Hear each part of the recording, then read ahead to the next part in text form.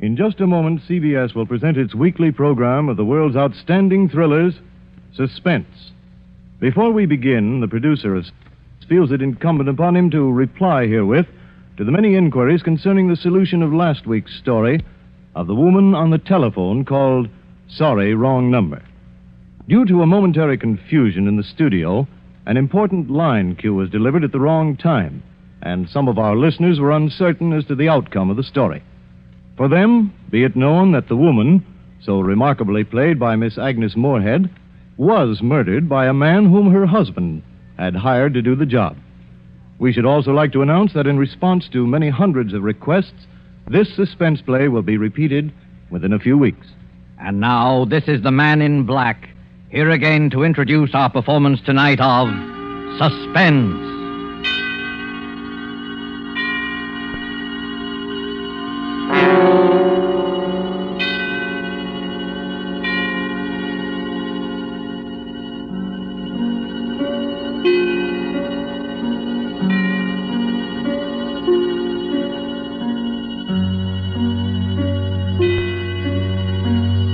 Our stars this evening are two distinguished gentlemen from the Hollywood sound stages, Mr. Donald Crisp and Mr. John Loder.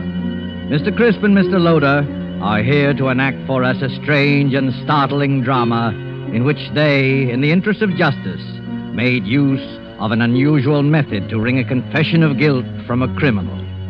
The story is by Rupert Croft Cook and is called Banquo's Chair. And so, with Banquo's Chair and the performances of Donald Crisp as Sir William Brent and John Loder as Arthur Grange, Sir William's friend who relates the story to us, we again hope to keep you in suspense.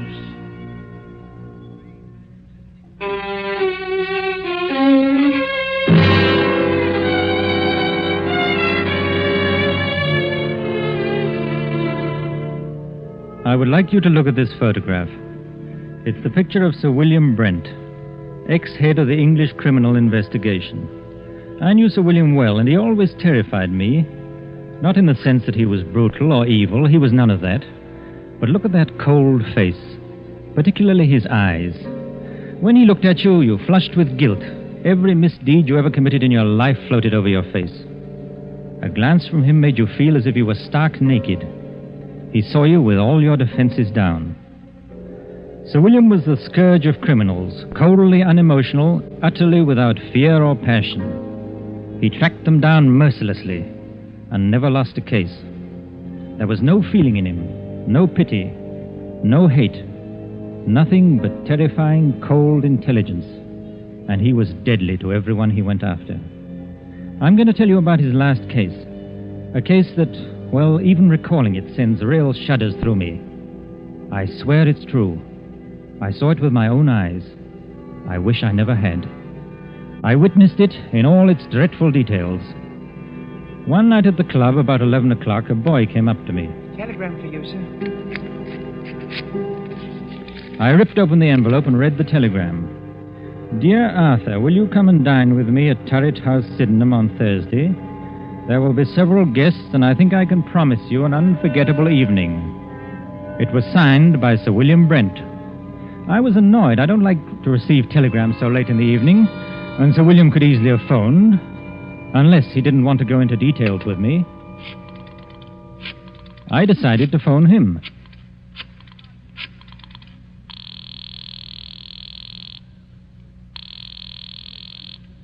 Hello? Hello?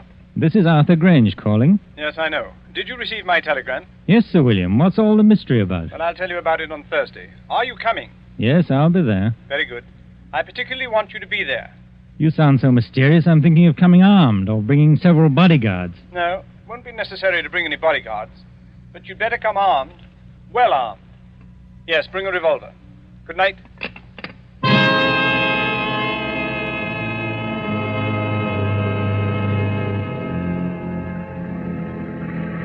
Early Thursday evening, I made my way to Turret House. A windy November rain slashed at the streets. Turret House is a huge red brick, unpleasantly somber mansion, an ugly product of Queen Victoria's time. There it squatted, back of the road, almost hidden to view by several dripping pine trees. The neighborhood had known better days. I walked up along the unkept path until I reached the great oaken door. I let the knocker fall once or twice, and the door opened. Good evening, Mr. Grange.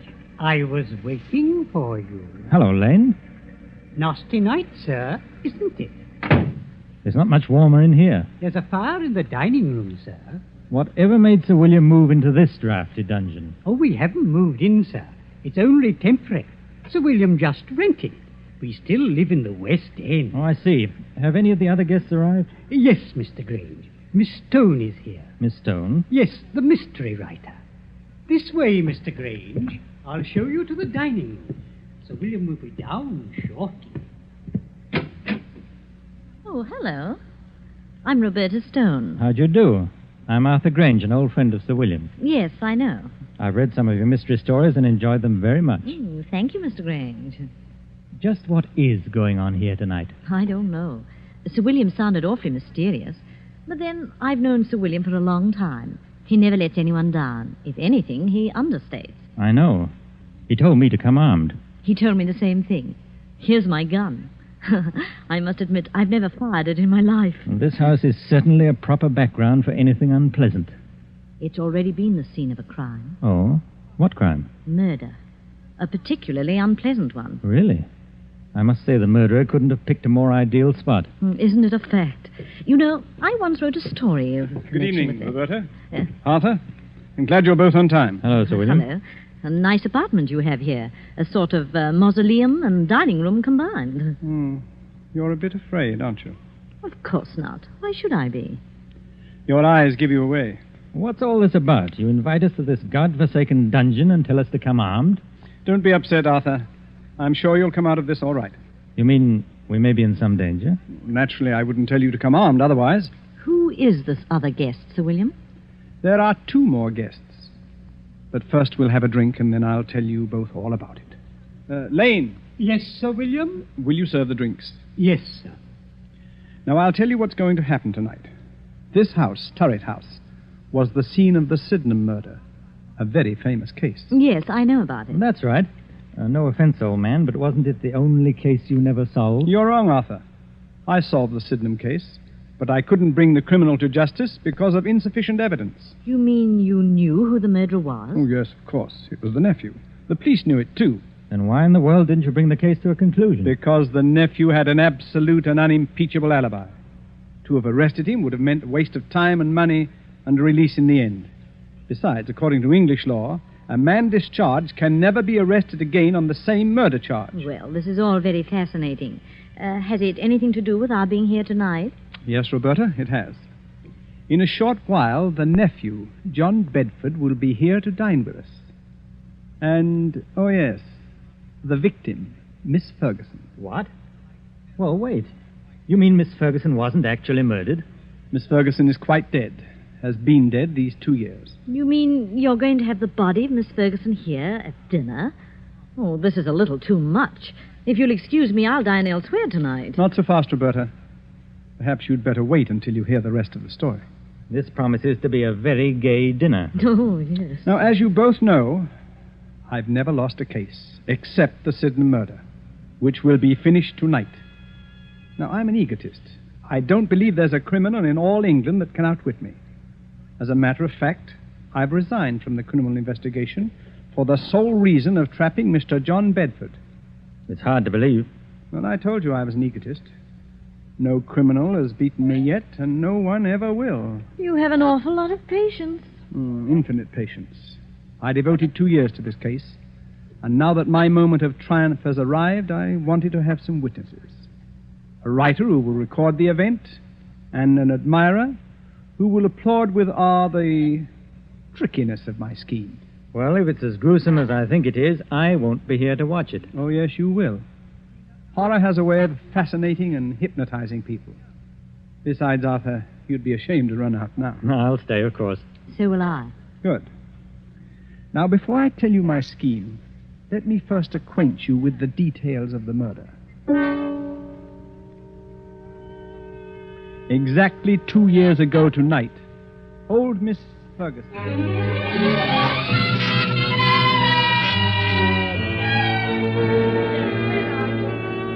Where is that foolish maid? Yes, Miss Ferguson. Why don't you answer when I call? I was in the kitchen, ma'am. It's after 10 o'clock. You should be on your way home. I was just about to leave. Has my nephew called? No, ma'am. Mr. Bedford hasn't called since yesterday. I told him he couldn't come in, just like you said. I don't ever want to see him again. He's no good. He's an evil man who will come to an evil end. You're never to let him in here, Hilda. He won't ever come in this house if I can help it. No, ma'am. Now you'd better run along and make sure all the doors are bolted. Yes, ma'am. Good night, Miss Ferguson. Good night, Hilda. A pity about that nephew of mine. I'll change my will. Won't leave him a penny, I won't. In the morning, I'll change the will. That's... Who's there? Who is it? It's I, Aunt Martha, your own affectionate nephew. What are you doing in my house? Oh, you're not at all pleased to see me. Your only living relative, too. I'd like you to leave at once or call the police, I've called. I'd rather not, Auntie. I want to have a talk with you. You don't want to talk to me. All you want is money. Yes, Auntie, I do want money. And lots of it. You've got all the money you'll ever get out of me. You won't even get a penny after I die. I'll see to that. Perhaps you'll appreciate the value of money after you've worked for it. You know, Auntie... You're wearing gloves. What are you up to? I've made up my mind. What are you doing? Keep away. You're an old woman. All that money's no good for you. You can never use it. I'm young, and money means life to me. A rich and gay life. You're old, and you're going to die soon anyway. No, it can't be. You're not going to do that. Yes, Auntie, I am. You don't want to live anywhere. You're lonely, you're sick, and you're old. I'm going to do you a favor. Nobody can hear you now. I'm your heir. Your only heir, Auntie. Your next of kin. The estate is going to be mine. All of it.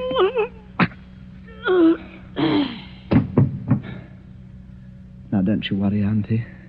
We'll have a fine funeral for you.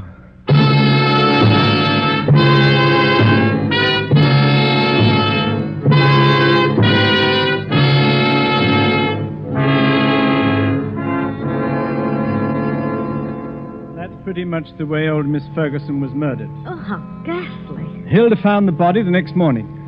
I immediately went to work on the case. All the evidence pointed to John Bedford. Everyone believed he committed the crime. He almost admitted it himself. I had him brought to my office for questioning. Oh, hello, Bedford. Come in. Thank you, sir. How'd you do, sir, William? Cigarette? Oh, thank you. Well, how does it feel to kill your own aunt? May I have a light, please? Yes, of course. Thank you. I wouldn't know, Sir William. You see, I never killed anyone. Have you? I have, Mr. Bedford. And I've sent quite a few to the gallows. Yes, so I understand. What was your relationship to Miss Ferguson? She was my aunt. Don't be flippant. Flippancy only proves your guilt. Well, to tell you the truth, sir, my aunt didn't like me. She thought I was a spendthrift and a useless parasite, and she was quite right. Would you mind telling me where you were the night your aunt was murdered? Oh, not at all. In jail. I had drunk a little too much and gotten into a bit of a tiff with someone, that's all. Have you ever been arrested for drunkenness before? Never, Sir William. This was my first offense. It's quite an alibi. Quite a fact. It would hardly be possible for me to be in jail and kill my aunt at the same time, you know. Unless, of course, my aunt came into my cell and allowed me to murder her, after which she walked back to Turret House as a ghost, dragging her body behind her. According to my reports, Mr. Bedford, you drink very little. No one who knows you has ever seen you drunk before. You probably got drunk in joyful anticipation of murdering your aunt. As a thoroughgoing criminal investigator, don't you think you ought to check my story? I already have. Oh. You've done a very skillful job. Too bad you couldn't use your talents for something constructive. Well, why don't you arrest me, Sir William? No, Mr. Bedford, I have time. Plenty of time. Well, you'd better work fast. By the time you get around to me, I'll have spent all of my aunt's beautiful money. It's not the money we're after. It's you. Your beautiful life. Good day, Mr. Bedford.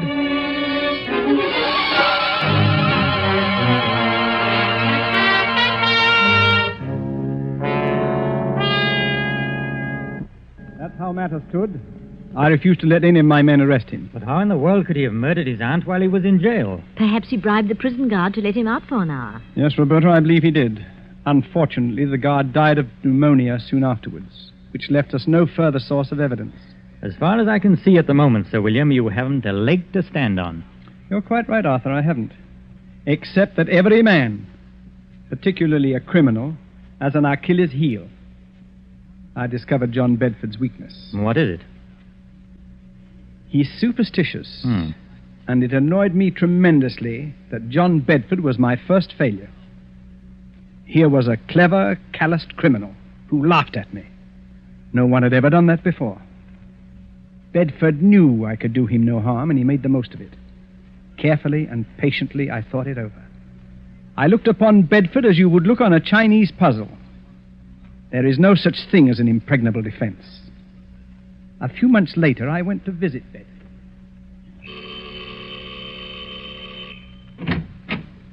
Well, Sir William Brent. What a surprise. Won't you come in, please? Thank you, Mr. Bedford. Well, I'm honored to have the great Sir William Brent pay me a visit. You're not after any more clues, I hope. It gets rather tedious, you know. No, not at all. I know when I'm licked. Well, I don't want to appear smug, sir, but everyone has his Waterloo. Would you have a drink? No, thanks. I suppose you're curious about why I came here. Well, I'd hardly imagined it was a friendly visit. On the contrary, it is. You see, I admire brilliant people, no matter what they're calling. Oh, you're very flattering, Sir William. I've resigned from the criminal investigation. I'm a private citizen now. Yes, I've heard about that. Most people misunderstand me. It wasn't my love for justice that made me pursue my profession with such tenacity and... Success? With the sole exception of your case, of course. It was a game of skill to me, my wits against all comers. I lost in your case. But then we've all got to lose sometime, haven't we? I don't believe you, Sir William. You're still out to get me. Well, there isn't much of a chance, is there? I'm afraid not, Sir William. I've kept out of trouble so far. Knock wood. That's an odd habit for a man like you, knocking on wood. You're not superstitious, are you? Huh? Of course not. Just a habit since I was a child. I see. Well, now to the reason for my visit. I noticed in the papers that you're looking for a tenant for Turret House. Oh, yes, I am. I'd like to rent it. Well, the scene of the crime, huh? Well, of course, why not? There's no harm in it. As a matter of fact, I'll let you have it very cheaply.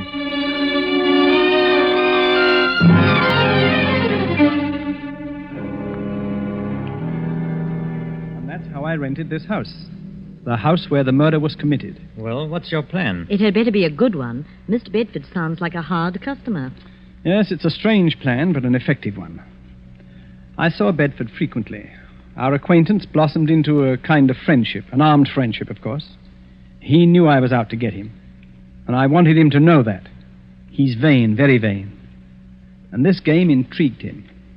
I also learned that he was very superstitious, although he denied it vigorously. Tonight is the anniversary of the murder, and tonight Mr. Bedford dines with us at 8 o'clock. It's nearly 8 now. Now, this is the plan. You know May Wakefield. Of course, she's the famous Shakespearean actress. That's right. During dinner, she will enter the room in the precise likeness of Miss Ferguson, the murdered woman. We, of course, will pretend not to see her. We remain outwardly unconscious of her.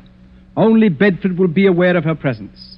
I believe Bedford will confess. I'd imagine he'd keep away on this night, especially if it's the anniversary. He's giddy with success. And also, the fact that Roberta Stone, the famous writer, is here with us, tweaks his vanity. He'll be here promptly. Oh, I don't like this. Well, this is just like one of your stories. It doesn't become you to be frightened. Oh, I won't run away. Well, there's one more thing. During dinner, the electric lights will be switched off at the main, and candles will be lit. Oh. We must have the correct atmosphere. You understand now? You're not to see May Wakefield. She doesn't exist for us. Is that clear? I'll look right through her. Oh, it gives me the creeps.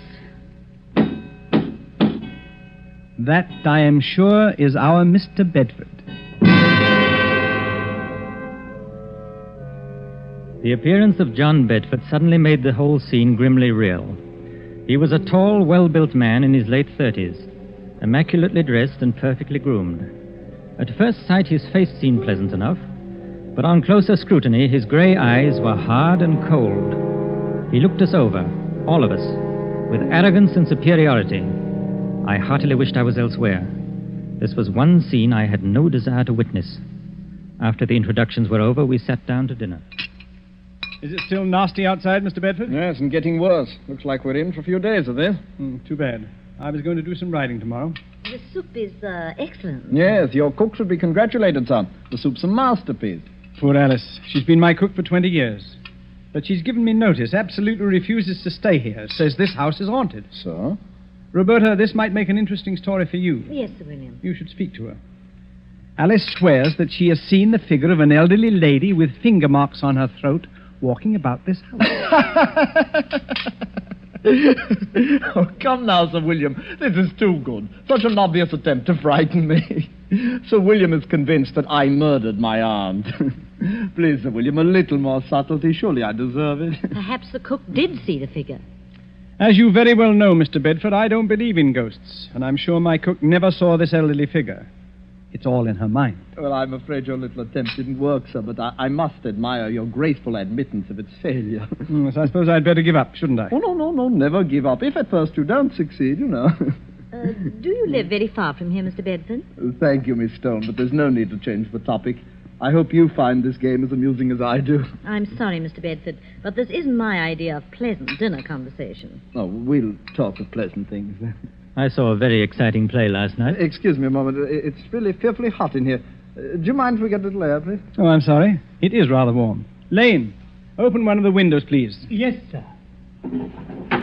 Awful weather, isn't it? Yes. I don't know how we're going to get home, really. It's a bad month of the year. I'd intended to go to the Riviera for... What's the matter? Honest. Lane, what on earth is wrong with the lights? I don't know, sir. Well, don't stand there. Light the candles. We can't sit here in the darkness. And get the chauffeur. He knows something about electric lights. I'll call the chauffeur right away, sir. I'm terribly sorry about this. We've had trouble with the wiring before. The chauffeur will have it fixed in a few moments. Now, let's get on with our dinner. If this is one of your tricks, Sir William, Oh, have some more wine, Mr. Bedford. It was a tense and terrible moment. I looked at Roberta. She was pale and frightened. Bedford, for all his poise, was uneasy. He didn't know whether Sir William was planning anything or whether this was really an accident. My heart was pounding away, and my palms were moist with perspiration. Only Sir William appeared cool. There was not a trace of emotion in his face. Oh, Mr. Bedford, you were saying about visiting the Riviera. Yeah? It's quite a change from England at this time of year. Well, I suppose I'll make the trip next month when I... What's the matter, Mr. Bedford? Nothing at all. I wish we could have some light. Rather difficult to see. Yes, I'm terribly sorry this had to happen just at dinner. Have a little more wine, Mr. Bedford. Yes, thank you. The figure of a woman had entered the room.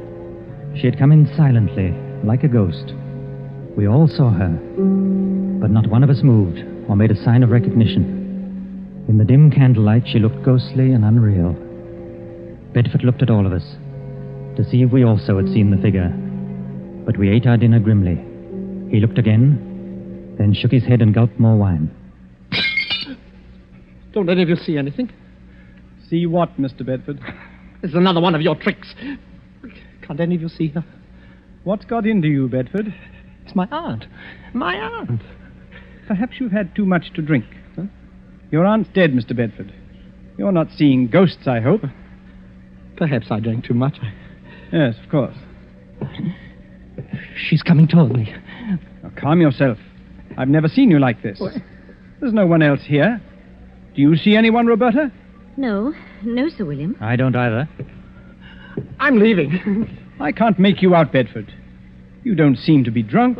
You're not wearing your gloves today, John. She's real. Can't any of you see her? Can't you hear her? What's come over you, Bedford? I'm leaving here. She's at the door. She won't let me out now. I'm an old woman. Money is no good for me. I'm lonely, John. I'm lonely. Let me fly on mouth out of my way. There's no one in your way, Bedford. Come, sit down. Get away from that door. I'll murder you again. You hear me on mother. I'll murder you again. You old witch. I'll murder you again. All right, switch on the lights.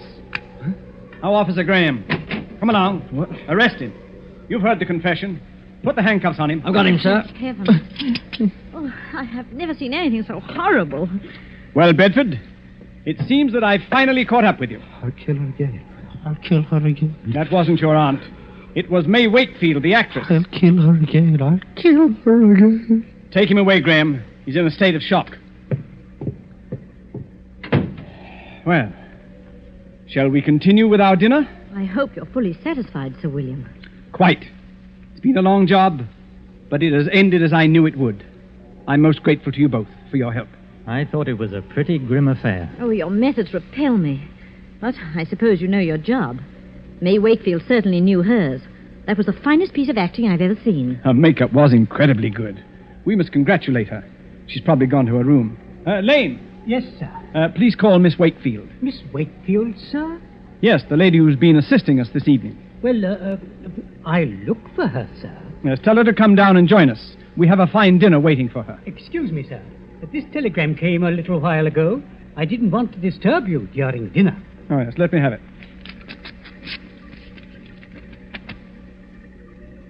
Good heavens. Sir William, what's wrong? I'll read it to you. Severe influenza makes it impossible for me to leave my bed tonight. Will tomorrow night do? Signed, May Wakefield. Lord help us. If it wasn't May Wakefield, then who was that figure here tonight? There was no answer. I looked at Sir William, staring at the telegram. His face was grey and stony. On his left temple, a crooked blue vein stood out. It twitched once or twice, and then was motionless. He looked as though he'd seen a ghost.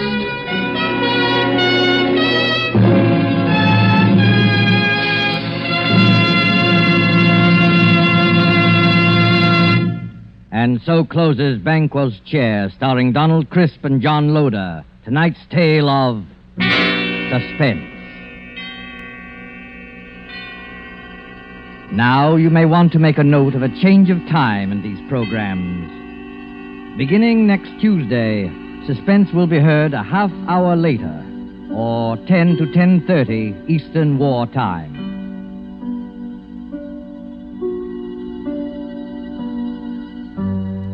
This is your narrator, the Man in Black, who conveys to you Columbia's invitation to spend this half hour in suspense with us at our new time next Tuesday, when Vincent Price, Ona Munson, and Osa Masson will star in the suspense play 5 Canaries in the Room. The producer of these broadcasts is William Spear, with Ted Bliss, the director, Lud Gluskin, and Lucien Morawick, conductor and composer, and Sigmund Miller, the radio author, collaborated on tonight's Suspense.